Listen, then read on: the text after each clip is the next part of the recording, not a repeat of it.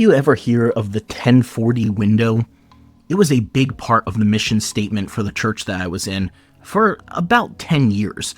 The idea was that the countries that are in the spaces between 10 degrees north of the equator and 40 degrees north of the equator were the most godless and often the poorest countries in the world. Those are the ones that need the most missionaries. Those are the countries we need to focus on getting the gospel to. They're often the hardest or even most antagonistic parts of the world to reach. Well, when we started talking about this around 2010, go figure, we were about 20 years late to the party. And we didn't exactly do our research. This week, we're going to talk about why the 1040 window is not a great tool to use in church. Hey everyone, I'm Colin, the resident nerd and Bible scholar here at the Bible Uncut and Unfiltered. The concept of the 1040 window started back in 1990 with a guy by the name of Louis Bush. He was the CEO of Partners International. He had done and come across some research that suggested countries in that 1040 window of 10 degrees to 40 degrees north of the equator were both the most antagonistic toward Christianity and often the most economically poor in the world. Now, while that strip in the Western Hemisphere includes all of Central America and even part of North America, it was always the East that was focused on.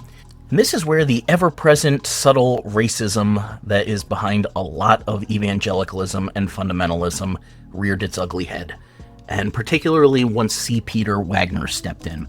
Wagner was a friend of Bush's, and if you don't know who C. Peter Wagner is, he is an extremely influential, charismatic preacher.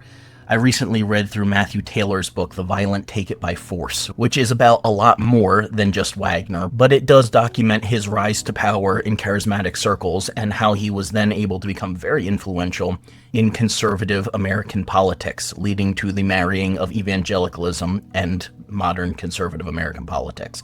Fascinating read. I definitely recommend the book. So once Wagner steps in, he brings in this idea of spiritual warfare, where, as a charismatic, he believed that each part of the world had been divided up by supernatural forces, and each section was being controlled by some antagonistic spiritual being. And he believed that these countries in particular, in this 1040 window, which just so happens to include a good portion of Africa and the Middle East, of course, are the ones that are most held in a stronghold by these evil spirits. So that's where we need to send all of our prayer and missionary efforts. And while I am all for sharing the beneficial aspects of someone's faith, I'm honestly kind of ashamed by how much evangelicalism and even fundamentalism was galvanized into an uneducated fear of large parts of Africa and the Middle East because of a flashy business strategy that a couple of people came up with in the 90s. We like to convince ourselves as a church that we were sending resources into this 1040 window because we really cared about those people.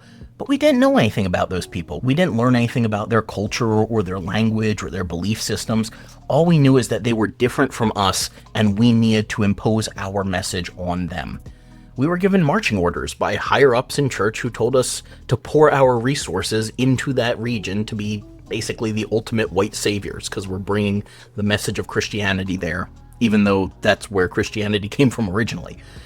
It really just became about the project rather than the people. See, a lot of times people need an enemy. We need an us versus them. We need insiders and outsiders. And it is so much more convenient when the enemy can be a generic supernatural force that is controlling some other part of the world that can't be quantified or verified, but it confirms our bias about people in different cultures and different regions. Now, I am not qualified to speak into how accurate the statistics were back in the 90s, but what I can point out with certainty is that any church that uses this 1040 window is using very outdated statistics. Things that were true about that part of the world 30 years ago may not be true about it today. And many Christians who believe in this 1040 window would not actually subscribe to the idea of evil spiritual beings ruling over countries that is behind the whole thing. And really, at its core, I think the whole idea is flawed because it lumps very, very different cultures together under this one big umbrella with the single defining trait being they don't believe like us. They are not a majority Christian country like America has been. I mean, this 1040 window lumps together everything from Egypt to Israel. from Japan to Vietnam to Iraq. So basically anything that is in Southern Europe, Northern Africa, the Middle East, or a large part of Asia, that's in this 1040 window. Those are extremely different cultures, and there's all kinds of nuance in cultures that are right near each other, like take China, Japan, and Korea. Each of those is its own distinct culture, much less bringing in Middle Eastern countries or African countries. And again, I am not saying that we can't or shouldn't ever send missionaries into that part of the world. I'm just saying that it is unwise, and I would even say unethical, to lump together very different cultures just with the single defining trait of they don't believe like us, and we need to go fix them. Now, if you believe your faith is beneficial, then by all means, feel free to share it, but we need to do that respectfully, where we learn about and from the cultures that we are trying to influence, not just where we step in as the people with all the answers, but where we have a mutual relationship where we try to learn from, respect, and benefit each other. And ultimately, when Jesus gave the Great Commission at the end of Matthew, he didn't say anything about a 1040 window or focusing on the areas of the world that seemed the most antagonistic to the gospel. No, he just said, in the going, therefore, as you go about your daily life, make disciples, wherever that may be. That is the Great Commission.